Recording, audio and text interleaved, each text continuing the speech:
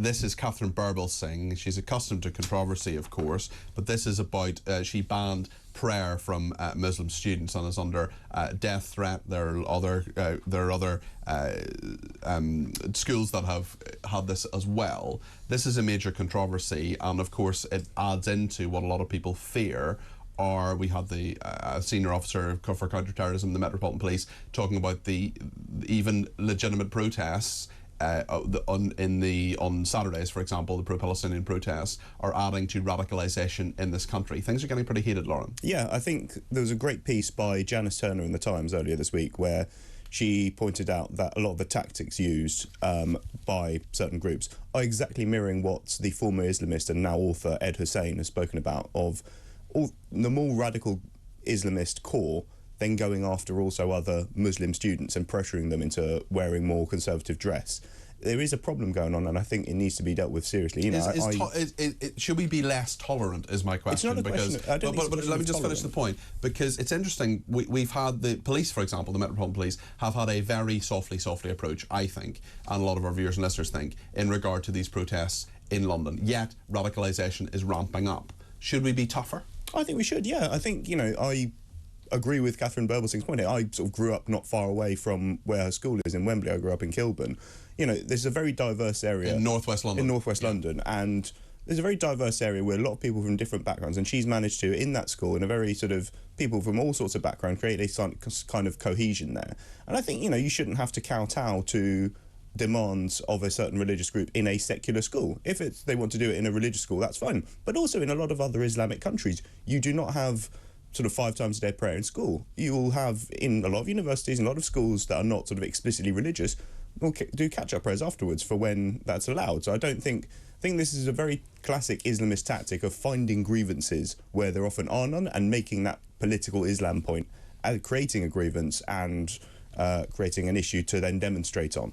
Alex? Yeah, and Birbalsingh's achievements, I think, are remarkable in what she's done in that school. But also, there's no bias against or in favour of a particular faith. Her position is none, yes. Right? And that's cost her across the board. Yes. But I want to make a point about where we've gone wrong as a country to let ourselves get to this position where a standout head and a standout school are receiving death threats for their position on this stuff. The teacher in Batley, yes, that teacher has been in hiding for over 2 years. Just remind us what happened there. Right, so image shown to children. It was after Charlie Hebdo and showed a picture of Mohammed to the children in a religious education class. He was an RE teacher. And this teacher received death threats to the extent that he has now been put under, effectively, like the witness protection programs, been given a new identity. He, his family, 4 children, and his wife, they all had to relocate, change their lives completely. Rather than saying we're going to stand up against the people who make these threats and say we're going to defend you and defend, in that example, teaching or free speech or whatever, we say we're going to let these extremists have their way. You're going to have to run away, effectively. Is that what we're going to say now to Birbalsingh?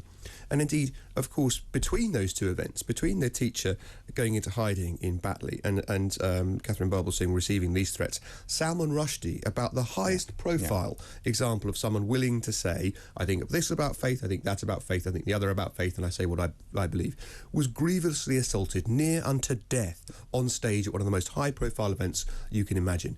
I mean, these people are winning, aren't they? Yeah, and do you think they're winning, Laura? I think sadly they are, because I don't think there's a willingness to take them seriously. And to bring back the earlier discussion point on the IRGC and sort of do we take terrorist Islamism seriously enough?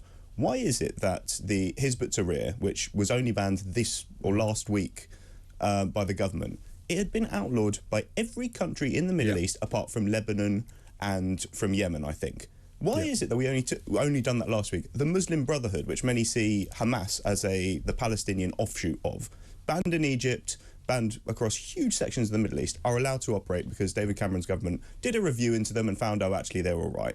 You know, we do not take these groups seriously. And why is it that we have groups that are considered too dangerous to operate in the Middle East, in Arab, Sunni Muslim countries in the Middle East, but they're allowed to operate freely in this country? And there's another point there, I think, which bolsters your position, which is that just as individuals can become radicalised, so can organisations. And an organisation that you checked up on 10 or 15 years ago and gave a clean bill of health to may not now be one that's appropriate to act in your country. Yeah, absolutely.